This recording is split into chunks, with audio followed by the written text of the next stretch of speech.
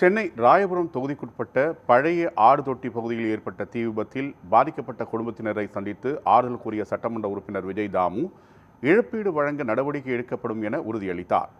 இதுகுறித்து அவருடன் நமது செய்தியாளர் சச்சின் நடத்திய கலந்துரையாடலை தற்போது பார்க்கலாம். ராயபுரம் பகுதிக்கு உட்பட்ட பழைய ஆடு தொட்டி பகுதியில் வசிக்கக்கூடிய கூலி தொழிலாளி திரு தமிழ்வாணன் அவர்களின் வீட்டில் நேற்று இரவு தீ விபத்து ஏற்பட்டிருக்கு. இதனால் அவர்களுடைய வீட்டில் இருக்கக்கூடிய முக்கிய பொருட்கள் எல்லாமே சேதமடைஞ்சிருக்கு. இந்த செய்தியை கேட்டு அந்த பகுதியினுடைய சட்டமன்ற உறுப்பினர் திரு விஜய் தாமு அவர்கள் நேரில் வந்து அந்த குடும்பத்திற்கு இழப்பீடு வழங்கியிருக்கிறார். இப்போது அவர் நம்மோடு இணைந்திருக்கிறார். அவரோட நம்ம உரையாடல் நிகழ்த்தலாம். வீட்டில் இருக்கிற எல்லா பொருட்களுமே சேதமடைஞ்சிருக்கு. அவங்களுக்கு எந்த மாதிரியான இழப்பீடுகள் வழங்குறதா நீங்கள் முடிவு பண்ணியிருக்கீங்க? சார், இப்போ அவங்க வீடை நம்ம பார்த்தோன்னே இன்றைக்கி எங்களால் முடிஞ்சது அவங்களுக்கு தேவையான அடிப்படை அந்த மளிகை பொருள் அது வாங்கி கொடுத்துருக்கோம். அவங்களுக்கு நிதி உதவியாக ஒரு 20,000 ரூபா கொடுத்துருக்கோம். அதுக்கப்புறமா அவங்களுக்கு என்ன வேணுன்றதை பார்த்து நாங்கள் அதை பண்ணுவோம்.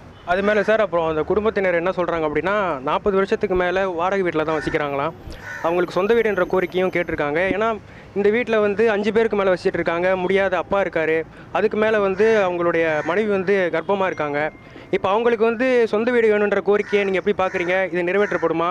இவங்க கோரிக்கையை கண்டிப்பாக அது ஸ்லம் போர்டில் பேசி நம்ம இப்போ வீடு எங்கெல்லாம் நம்ம கட்டுறோமோ அதில் எந்த இடத்துல இப்போ ஆல்ரெடி நம்ம வீடு எடுத்து இப்போ ஒரு ஹவுசிங் போர்டு பழைய ஹவுசிங் போர்டு 30 வருஷம் ஆகிடுச்சு. அதை எடுத்துகிட்டு ஸ்லம் போர்டில் திரும்ப கட்டுறோம் அப்படின்னு சொன்னால் அங்கே இருக்கிறவங்களுக்கு ஏற்ற மாதிரி தான் அதை கட்டுறோம். அப்படி அதை எக்ஸ்ட்ரா கட்டும் போது 1, 2 எல்லாருக்கும் பகிர்ந்து கொடுக்கப்படும். அதுமாரி வீடு இல்லாதவங்களுக்கு தான் அந்த வீடை தரப்போகிறோம். அப்படின்ற போது அவங்க கோரிக்கையை கண்டிப்பாக நான் பரிசீலனை பண்ணி அவங்களுக்கு கண்டிப்பாக வீடு வழங்குவேன். அப்புறம் இன்னொரு முக்கியமான விஷயம் சார், அவங்களுக்கு அவங்களுடைய மகள் 6ஆம் வகுப்பு படிக்கிறாங்க. அவங்களுக்கு புத்தகங்கள் எல்லாமே எரிஞ்சு போயிருக்கு. இப்போ அது திருப்பி கிடைக்கிறதுக்கான வழிவகை செய்வீங்களா? கண்டிப்பாக அந்தமாரி விஷயத்தெல்லாம் அதெல்லாம் ஷூராக இப்போயே அது என்ன ஒன்றுமோ அதெல்லாம் வாங்கி கொடுத்துடலாம். அதெல்லாம் பிரச்சனை சார். இப்போயே பாருங்கள், அவங்களுக்கு பேக்குக்கெல்லாம் வாங்கிட்டு எங்கள் வட்டச்சிலர் எடுத்துகிட்டு கொடுத்துருக்காங்க. எங்களால் முடிந்ததை அந்த குடும்பத்துக்கு செஞ்சு கொடுப்போம். எம்எல்ஏலாம் வந்தாங்க.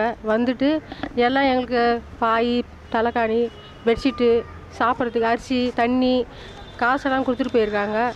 அதுக்காக நன்றி, கொடுத்ததுக்காக நன்றி. பாதிக்கப்பட்ட இல்லத்தை ஆய்வு செய்த சட்டமன்ற உறுப்பினர் விஜயதாம் அவர்கள் பாதிக்கப்பட்டவர்களுக்கு இழப்பீடு விரைவாக வழங்கப்படும் என்று கூறியிருக்கிறார். மேலும் அவர்களுடைய கோரிக்கையான அரசு குடியிருப்பும் கொடுக்கப்படும் என்று உறுதியளித்திருக்கிறார். நியூஸ் 7 தமிழுக்காக ஒளிப்பதிவாளர் தாரிக்குடன் செய்தியாளர் சச்சின்.